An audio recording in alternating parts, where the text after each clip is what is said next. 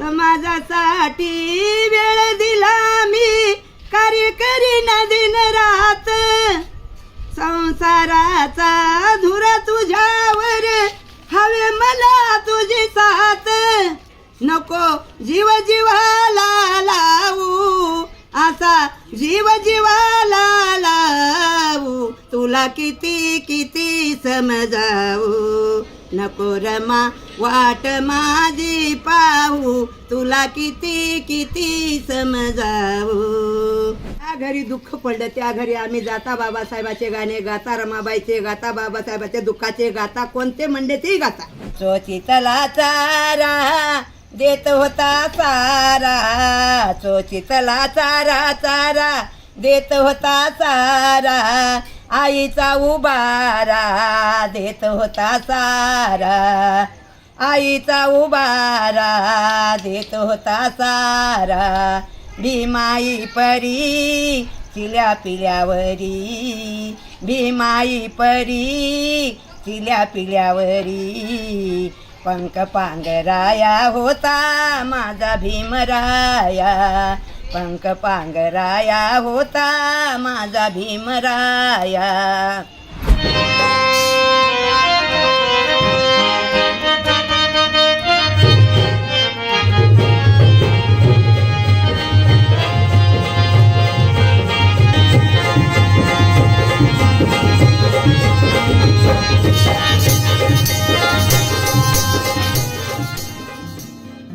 नांदेड आणि परिसरातील एखाद्या बौद्ध कुटुंबात कुणाचा मृत्यू झाला की जय भीम नगरमध्ये राहणारे कलाकार लोक त्या घरी पोहोचतात, कुटुंबियांना धीर देतात.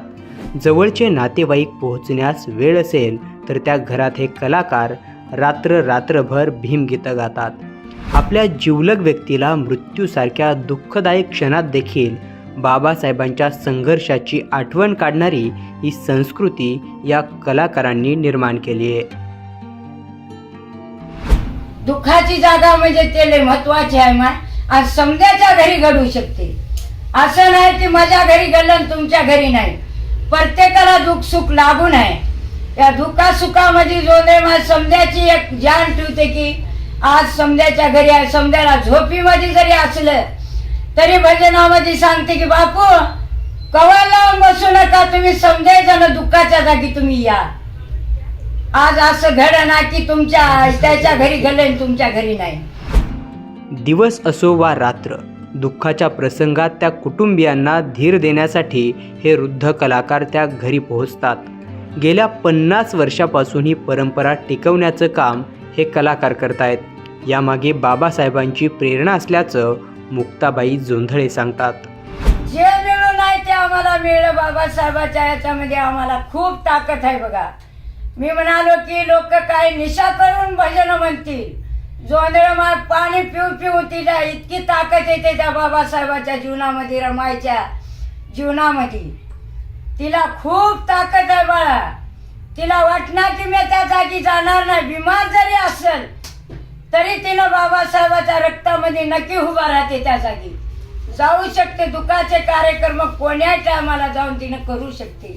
एकही घर असं सुनं सोडलं नाही तिने. अंत्यविधीचा कार्यक्रम मी 30 वर्षापासून गाते.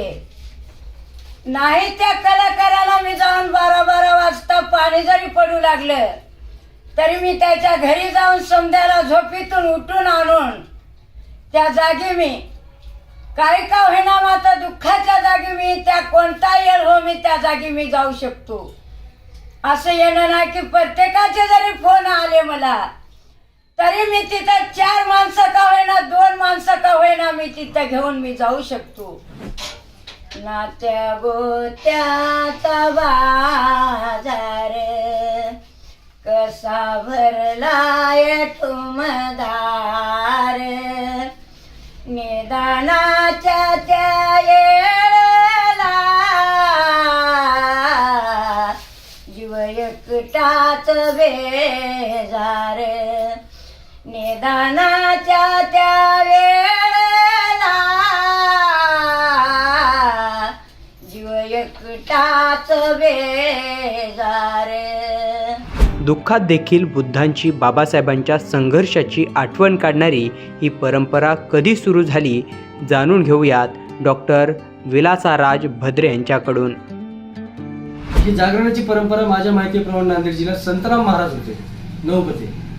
कुणी व्यक्ती निधन झालं म्हणून कळालं की संतराम महाराज ते एकतारी घेऊन बसायचे आणि अत्यंत हजारो मोठी जागणारा माणूस, पण कोणी मानधन सुद्धा द्यायचं नाही, पेपर नाव नाही, फक्त काय तर ते तेवढे वेळ निघायची.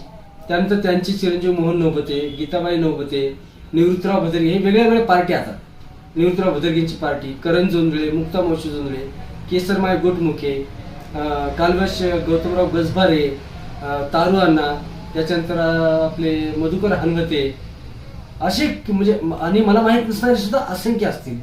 अर्जुनराव कदम, सुमनताई कदम, ह्या लोकांनी आपलं अख्खं आयुष्य जाळून लोकांचं दुःख शीतल करण्यासाठी आपल्या आयुष्याला वेचलेलं आहे आणि ती युद्ध भीमाच्या विचारातून. ही प्रेरणा जास्त महत्त्वाची वाटते.